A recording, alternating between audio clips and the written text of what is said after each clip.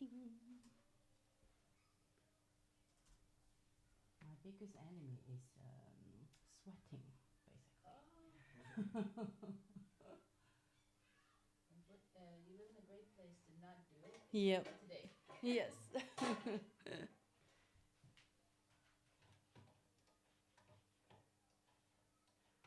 I still don't know how to dress and when to dress what because, like yesterday I was in shorts and stuff, but then after dark or like when the sun goes down just a little bit, then it's like, it doesn't feel like I can wear this anymore. I don't even think I own shorts. Oh, yeah? Because this studio right now feels like an oven.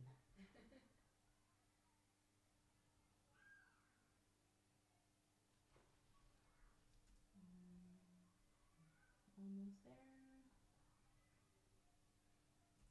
I hope you don't have anywhere to go after this. No, it's okay. Okay, because yeah, then you don't have to stress too much. No, we don't need to.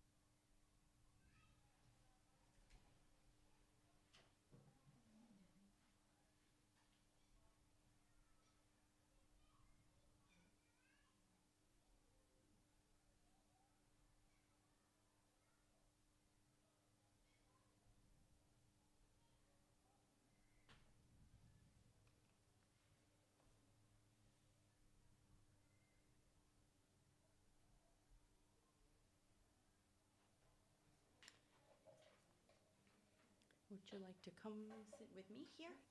Let's see how it looks like on the screen.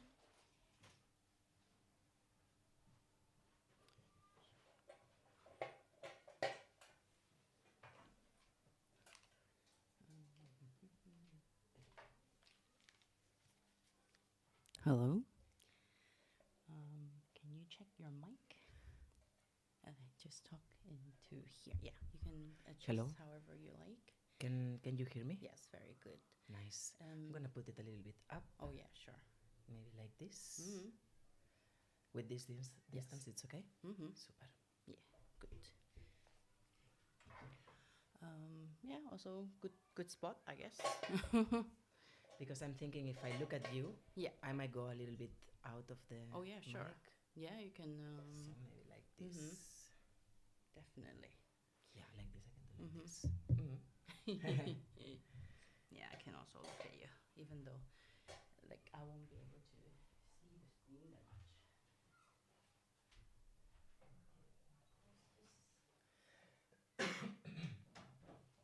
Okay, so we're gonna start. Okay, good.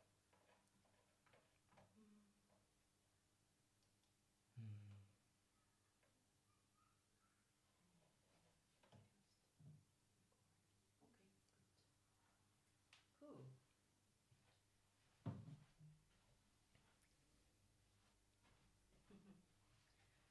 So,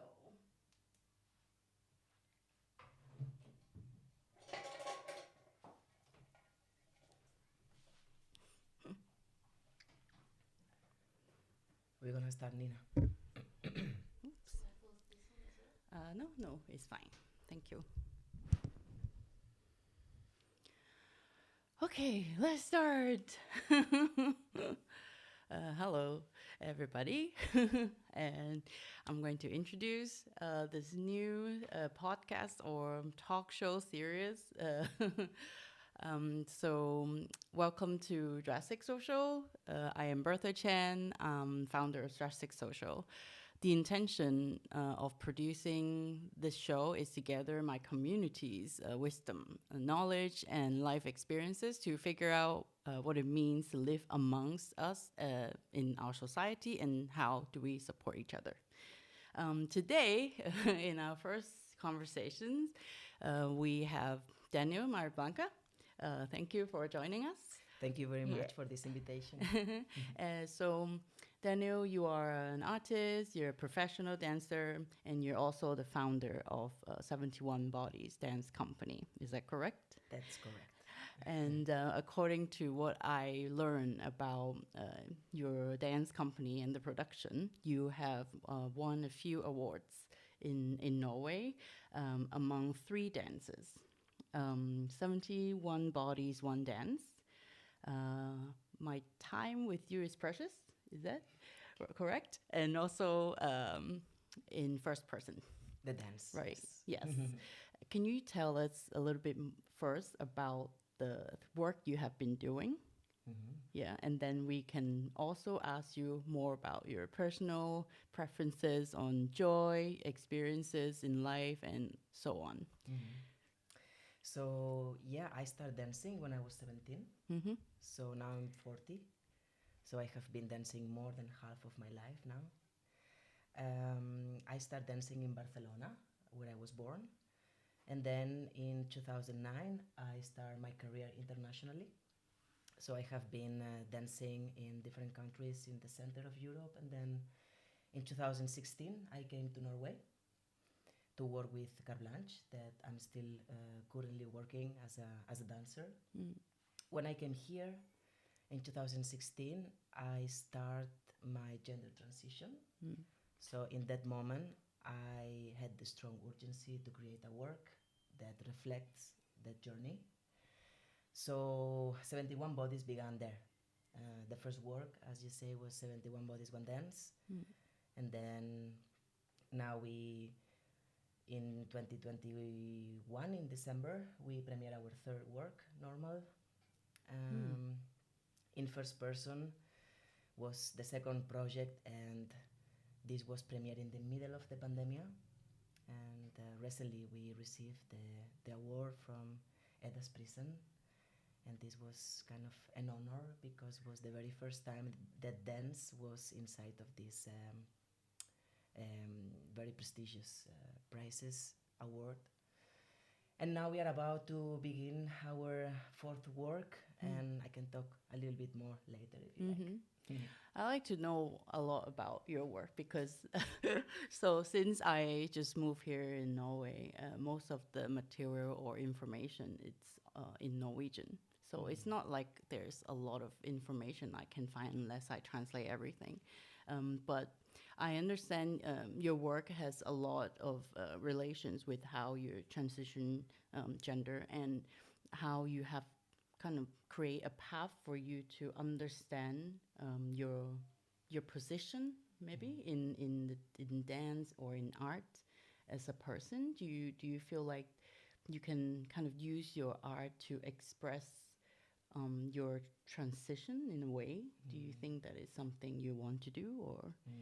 Totally. Like for me now it's a very sweet moment because I gained some professional experience as a dancer and also as a choreographer.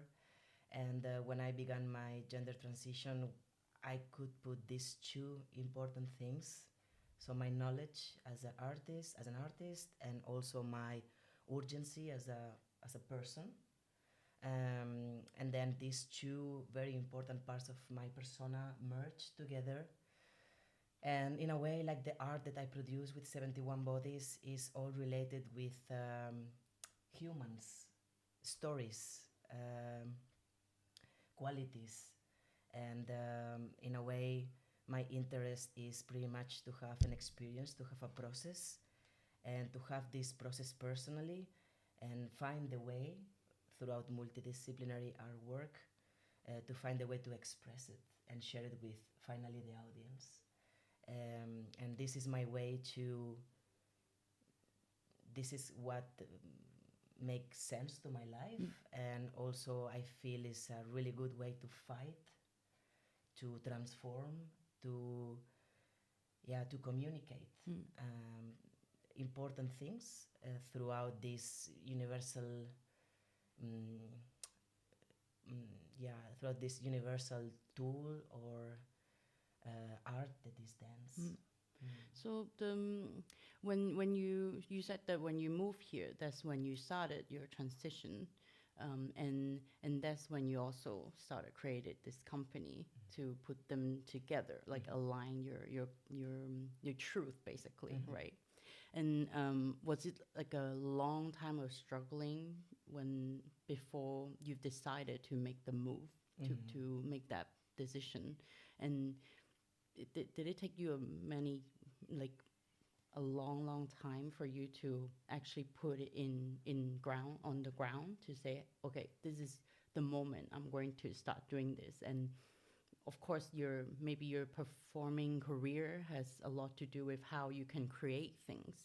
But since you've been dancing your whole life, how did you, coming from maybe dancing as a more like a social norm into making something that represents you? Like I think that is kind of like a creative, like an area where you have to really create something new for yourself, right? Yeah. I mean, when I came here, I already started my transition, but I was living a double life for a while because I just arrived to Norway, to the company, and then I was kind of like tasting like how is it feel, and then I start to feel that I start a change that actually I wanted.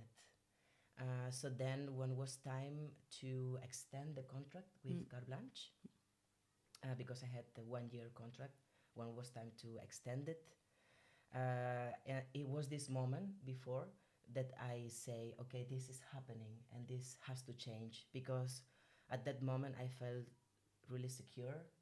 I felt confident that this is what I wanted, and I wanted to make sure that I will be in a place where they will respect me and they will embrace fully who I am.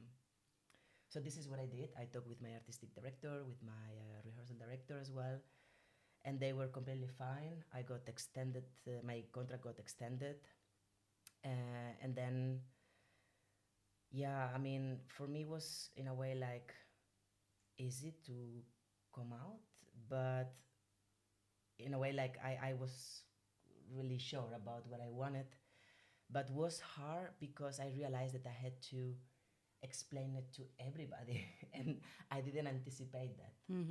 So it took me a lot of effort and time to explain to everybody what was going on.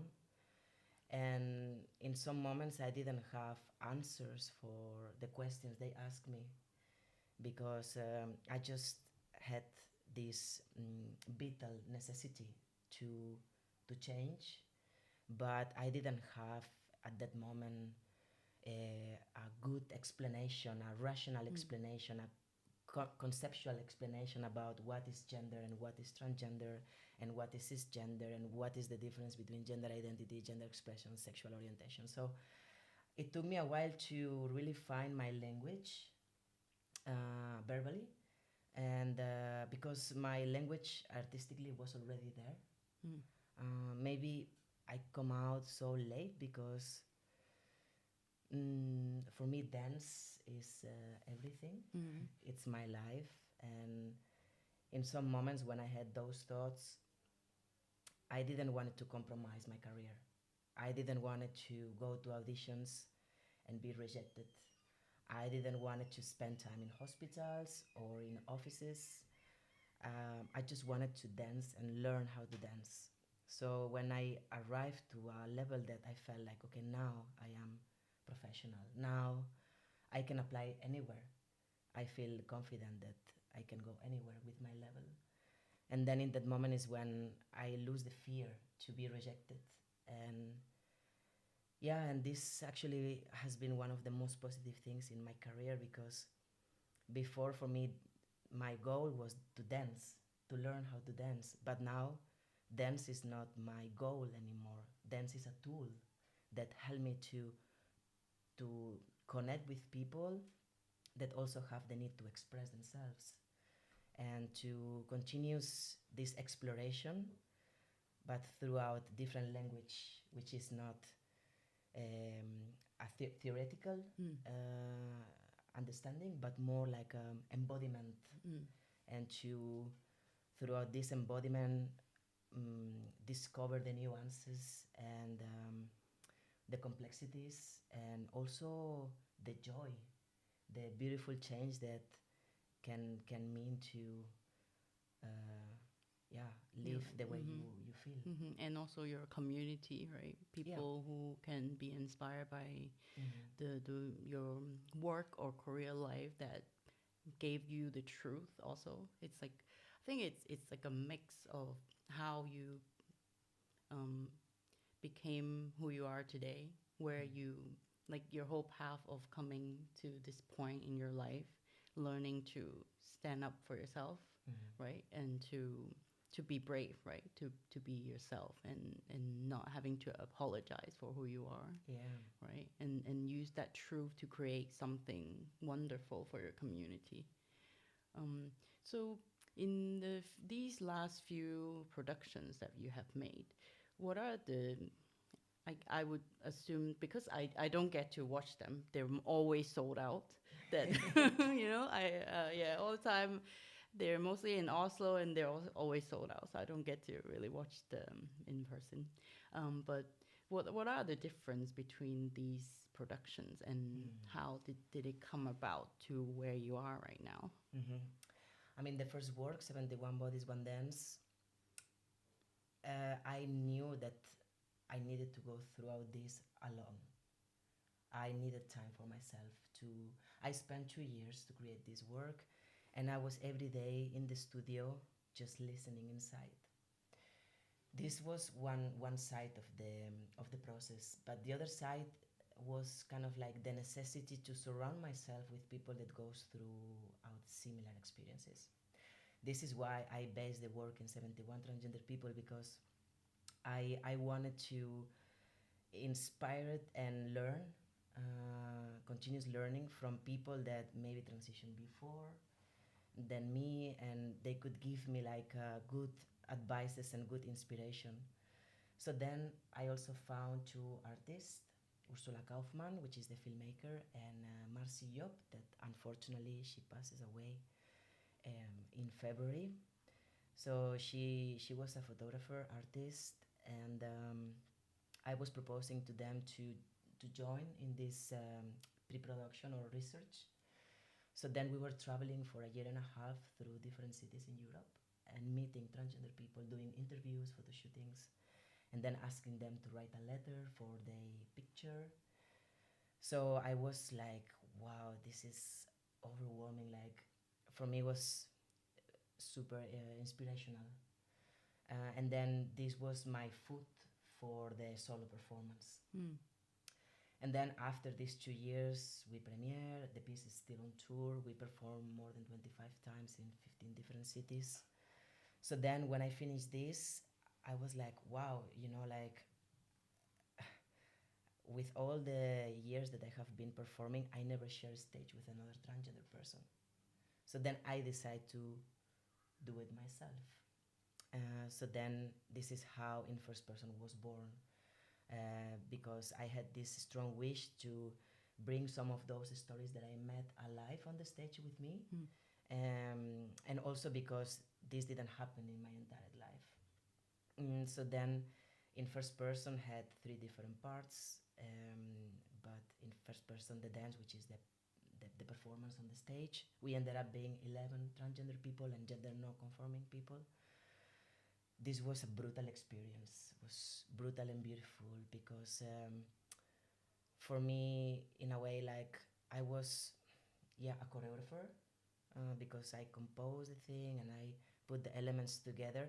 But I was also like a companion, someone that needs to listen deeply to the person, because I work really personally, and then how to make this person really comfortable, really secure, and then create something that feels natural. So create something artistic that it feels natural. So then for me it was a huge learning process of how to navigate throughout different personalities, different talents, and how to maximize the talent that everybody have with their own. So this was In First Person, and on top of this, we had the world pandemic, right? Mm-hmm. So this was actually really beneficial for us because you know that in theater normally you have the fourth wall, so you have the audience in one side and the stage in the other side, and everything happened there. Mm. You know, like 180. Yeah. So then this world pandemia, since we could had only 20 people as an audience, we decided to break this fourth wall and create an immersive experience of 360. So then it became such a like intimate encounter, and I think this was one of the most powerful things of this piece, that we managed to erase these invisible borders between audience and protagonist, between cis and trans, between they and us. Mm-hmm. So kind of like the space was created to merge and exist in this ecosystem, to create this ecosystem. We performed the piece in Bergen, we went to Oslo, to Utrecht. And then after this, I had another revelation, which was that I never danced professionally with a person with disabilities. Mm. So I was really inspired by this documentary, Yes We Fuck. Mm-hmm. Yes We Fuck is a Spanish documentary that is about sexual assistance to people with disabilities and the right to have sex and the right to have an effective and social life. So inspired by this documentary, I began a research with Maria, which is a dancer from Oslo, and she lives with an invisible disability. And we started research that took us a year, and then we started production. And then I was doing a workshop, and I met a lot of people in this workshop Mm-hmm. with different disabilities. So then I decided to invite them to make this production. So now we are 7 people on the stage plus the live music, and it's a combination between trans people and people with disabilities. Mm. So then I understood that 71 Bodies is, yeah, it's a transgender inclusive dance performance company, yes, but also in a way we are expanding ourselves into understanding that there is a lot of people and communities that their body live on the margins, their body are invisible or full of prejudice, stigmatization. So in a way, 71 Bodies for me become this company that we work with bodies that doesn't belong to mainstream society, and how to really like crystallize or maximize the beauty that exists on all of those stories throughout dance, throughout music, throughout text, throughout anything, throughout painting, anything available, you know, like it's a dance company, yes, but we embrace all type of art, because anything someone can, poetry also. So this is normal. Mm-hmm. And it is so rewarding when you see that this is important not just for me and the company, but it's important for every protagonist, because for most of them it's a life changing. It's a huge experience where they can realize things, that they can share things, and we can be stronger together from the inside. You know.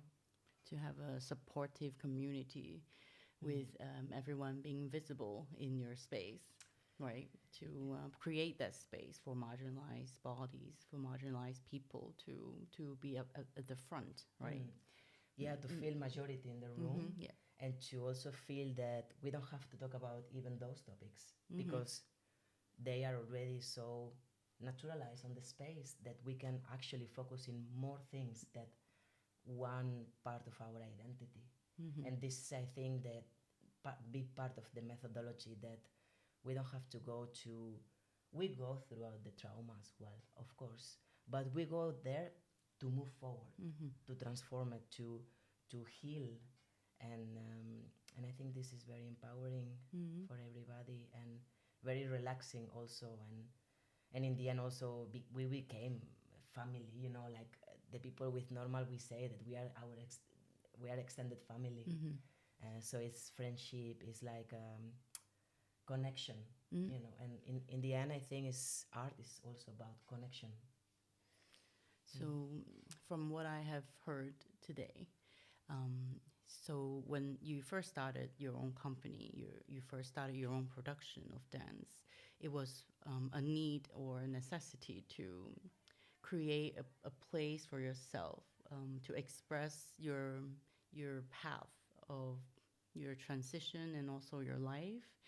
And then after the first creation, then you want to also include the people in your community who are similar to you and have similar experiences and as you. And so after you kind of like created this for you and your community to help them maybe express their feelings, also to overcome their fears, then you now include also even more people intersectionally, so that you can create a even more wholesome experience for your community and your extended communities, especially for marginalized groups of bodies. But at the same time, it's a space for you and your communities to pivot over the need to just talk about the traumas or the hurt, the pain, but to actually become who you are without having to think about these prejudice or stigmas in your life, right? Yeah, Is that how it totally. is? Yes, it's a place to listen inside Mm. and to create freedom from a place that is not like reactive. So it's not like we protest against the hostility of the world, but it's a place where we put this hostility outside, and we can like um, give the opportunity to actually listen our wishes, our desires, our our fears, our fantasies.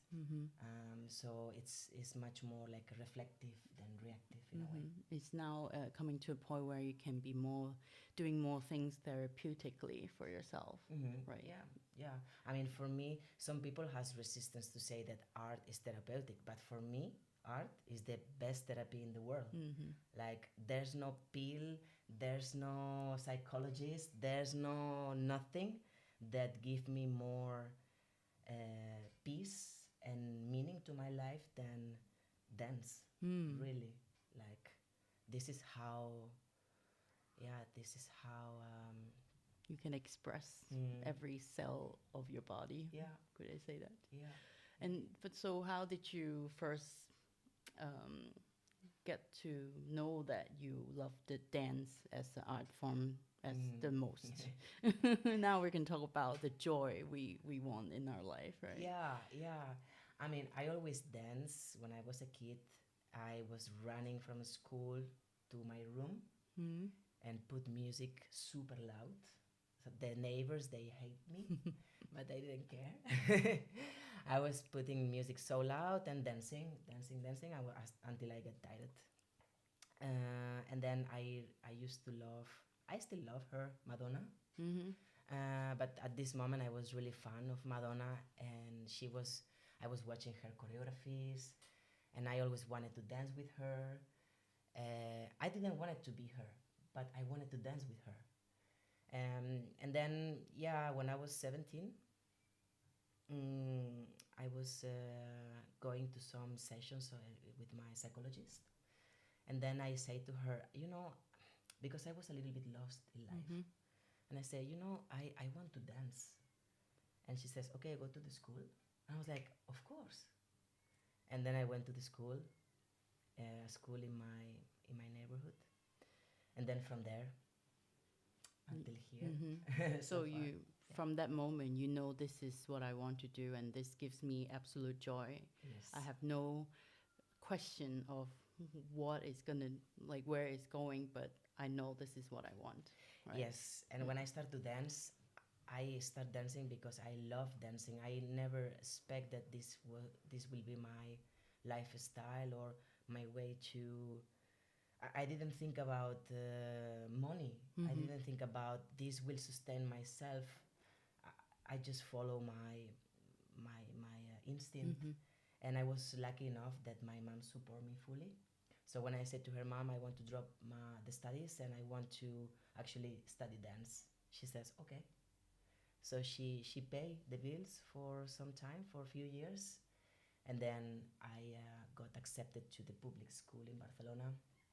So then, yeah, like then one thing after the other, Mm-hmm. and then of course um, bigger dreams start to come.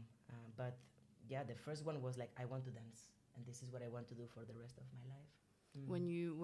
So you lived in Barcelona for, could you say maybe in the first part of your life, or?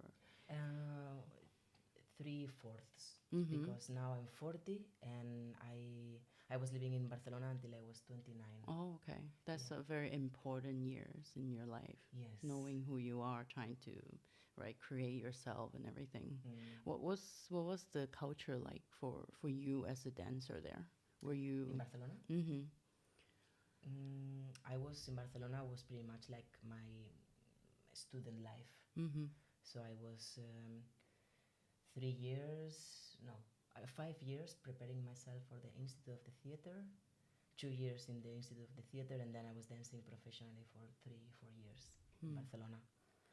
So for me, was Barcelona is a really good place to study because there is great amount of professionals. I love my teachers, and they show me and they teach me not only technique or dancing, but they were really passionate about their work, and this is something that still resonates and vibrates inside of me. So this passion has been with me forever because I had good teachers. Mm-hmm. Um, but then, of course, when I start to dance professionally, then I hit the wall very fast because professionally there in Barcelona, I was not so inspired. I was working with two companies, and after the second one, I felt I needed to expand. Barcelona was a bit too small for me at that moment. So then I started to do auditions in Belgium. Mm-hmm. And then I got 2 jobs, 2 productions in Belgium, and then I moved there. And this was, yeah, 11 years now. Wow. Mm. So I guess in different countries, you find out also a part of you, what you want for yourself, and now you come to this point in your life where you may I would say maybe you already know more about who you are, what you want to do, and do you feel like you're at a point where you can start teaching or tell, like, because you're working with so many people, are you creating like a what should I say, like, not internship, but people who can maybe take over some of your responsibility, or to create the company with you together at this point? I mean, I have my rock, my love, my everything Yeah, right here. right here, as well my company manager. And in Barcelona, I got my professional like training, and then when I moved to Belgium, I found my love because Devon and I we met in Belgium. Lucky. Yeah, a few months after I moved there. Um, and here in Norway, I really like expand my professionalism uh, and with my love, and then find also like my reasons to have a company. I always wanted to have my own company, but maybe 10 years ago I didn't feel ready because I was like, no, I need to learn more from others, Yeah.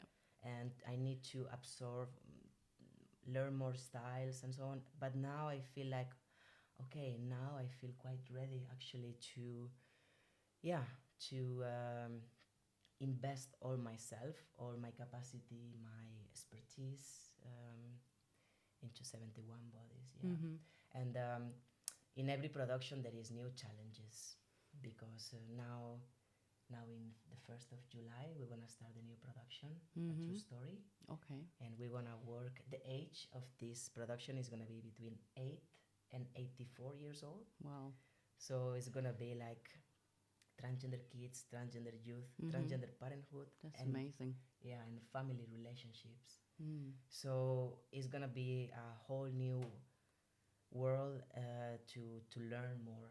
Mm. Would you say it's almost like you creating storytelling abilities with dance, so that because I can see now you're talking about also the life of a transgender person growing up, right? Yeah. How they can be embraced by their family and the communities.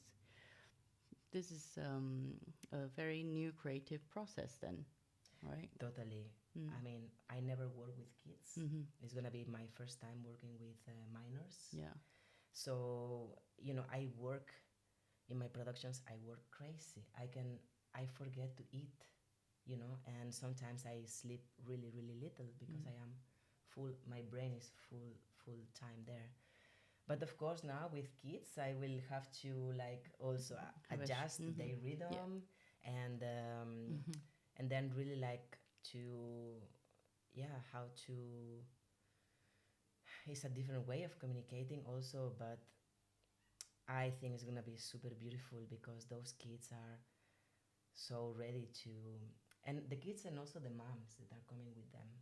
I think they are ready to have fun, but the moms are ready to be visible and to be proud and to be loud and to say, hey, this is important, And it took me a while to understand this, and it took me a while to educate myself and to protect my kid, but here I am learning, and people need to see this because it's inspiring. It's important to see parents that are proud of their trans kids and parents that show unconditional love, and no matter what, but they are there in first line. And yeah, I think this is powerful. To also like make it visible for the world to see. This is also a part of the society. It's normal, right? It's to normalize what people think is not there out there, right? See, to naturalize the existence of transgender people in all ages, but also to see the beauty that exists in this experience. So it's not just like to to blend and to exist in the norm, but it's expanding the understanding of what is beautiful and what is inspiring, and how we can, throughout our stories, we can create knowledge, universal knowledge that can inspire anyone and can inspire to free every identity. Because I think that, of course, gender is very relevant for transgender people, but gender affect all of us in every capacity of our lives. So I think this also is can be like an experience that can help others to be more open, to be more free. To celebrate existence instead of just to announce existence, basically, right? Yeah. Wow, thank you. Yeah, I always get very fascinated by just talking to very inspiring people like you to really learn and to listen to what it's like to create something very brave, very, as in like you have to create something completely from scratch because maybe there were no examples before you to do what you do. So thank you so much for telling us the stories today. Thank you very much, Berta, for the invitation. Thank I feel you. honored that I am the first guest. Oh, I'm honored.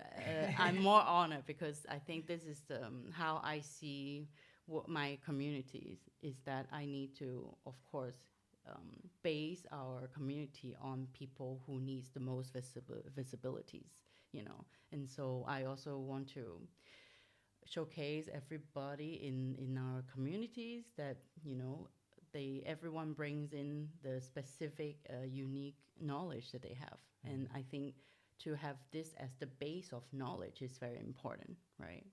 And okay, so we have talk about the work, the career, and the life. And now I want to ask you a few questions before we go. Okay. It's all about joy. It's about, growing up as a child. What is your favorite things? I want to know two specific things. One is there a dish, a food item that is your favorite? And Mm. is it the same still, or is it just a childhood favorite, or do you Mm. still create that for yourself now? Well, I love the lentils that my grandmother cooks for me. Oh. Yes, she cooks really amazing. So then every time that I go to Barcelona, I ask her to cook lentils for me, even if it's summer. I Mm-hmm. don't care. So it's supposed to be a like a winter dish. It's a winter dish because it's Mm-hmm. really warm. It's kind Mm-hmm. of like a soup, but Ah, with yeah. lentils and rice. Wow. But yeah, like many of the food that my grandmother prepared for me when I was a kid is still in my memory. And now she cooks a little bit less because she has less mobility, but still she can make the lentils with rice when I go.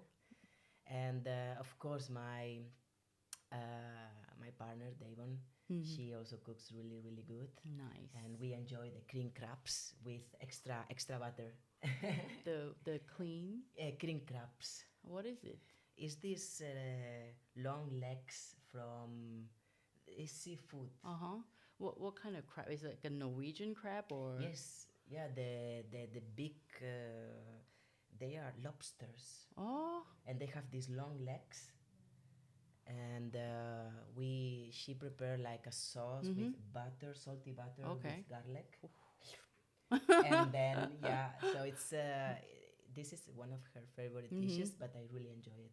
Do you Yeah. have to buy it fresh at the market to to Well, make it? fresh, no, because I think they have it froze. Mm-hmm. Oh, okay. Yeah, but yeah, I mean we have it for special occasions because it's Oh, okay. really expensive. Oh, I want to. I will ask for the information more after the show, so Yeah. that I can also, if you don't mind sharing, I like Yes. our audience to also know the dishes and Yes. how to make them. Yeah.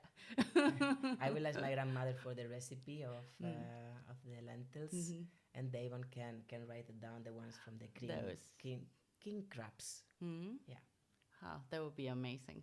But do you remember the lentil rice thing? Does it like how do you make it roughly? Do you know? I want to like imagine the taste right now. Yeah, I think there is like what we call sofrito, which is the Mm. combination of garlic, pepper, and then there is some onion and some other Mm-hmm. vegetables. So then Mm. she fried this to take the taste of the garlic, and then she put in the pot the lentils with Oh. some bones Wow. from pork, Mm-hmm. and then Okay. some salty ham also. So then it's like Okay. really has like Very full and rich flavor. yeah, rich flavor, Mm-hmm. yeah. And then she cooked the rice apart, Mm. and then you put as much Wow. rice as you want. I So can it's imagine. yeah, it's Mm-hmm. with a lot of it's like a soup, Mm-hmm. but with solid Mm-hmm. pieces. It's like soul food, Yeah, basically. yeah. Oh. Tastes like home. Thank you so much for this. And so, one last thing, because we're now at the radio station, I Mhm. like to play some music for our audience. So, I like to know what is your favorite songs. Wow. Yeah, do you have a favorite that you always listen to and bring you back to a certain time of your life? Mm. Well, I like almost every music style music. Um, but what do you prefer, like fast or slow? Something that maybe when you want to, I don't know. It's true. Like when you have different emotions, you want to Yes. listen to. How about a sad song? A sad song? Yes. Okay, I will say that it's not sad, Mm-hmm. but it's extremely beautiful. Mm-hmm. And when you listen this song, you can get some Mm-hmm. inspiration. It's And very it's moving. yeah, Mm. it's from Parcel, um, and it calls Mm. music from Parcel. I will then play this song for our audience to listen Nice. to. Yeah. Well, thank you so much, Daniel, today for being our guest, and I hope to see you soon in the future. If audiences, if you want to know more about Daniel, look up 71 Bodies, right? That com, yes. What else? Where else can we find you? In the website of Dances Who's, because we will perform there in October. You can find us also in Studio Bergen in Bit Theater program. Yeah, like the website is the best because you can see the entire calendar and the upcoming things. So yeah, Thank you. thank you very much, Berta, for this invitation. Thank you. Bye, everybody. Ciao, ciao.